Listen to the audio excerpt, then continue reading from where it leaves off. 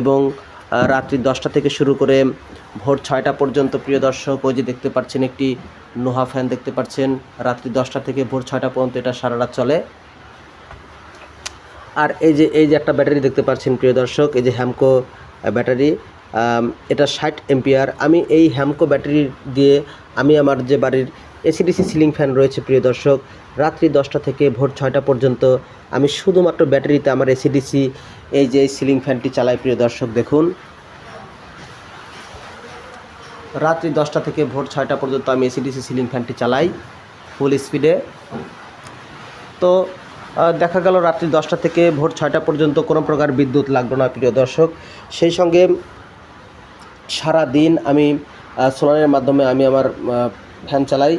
আর light তো এই ঘরে দেখতেই পাচ্ছেন প্রিয় দর্শক, একটা চলছে ডিসি 9 ওয়াটের একটি বাল্ব, এটা সুপারস্টার কোম্পানি, 2 বছরের ওয়ারেন্টি সমৃদ্ধ।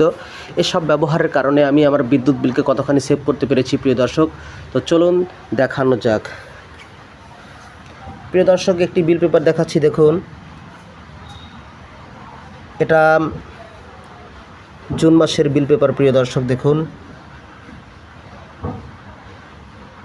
এই যে জুন 2025 জুন মাসে বিদ্যুৎ বিল এসেছে প্রিয় দর্শক 225 টাকা, আপনারা দেখতে পাচ্ছেন।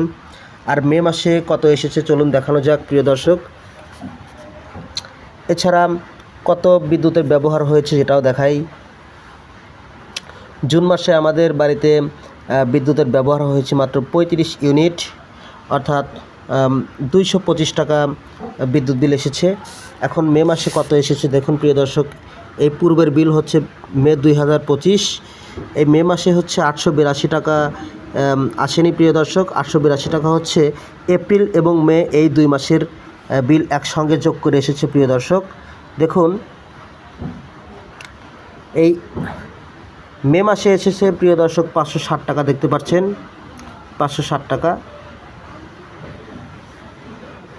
এবং এপ্রিল মাসে এসেছে হচ্ছে 375 টাকা প্রিয় দর্শক।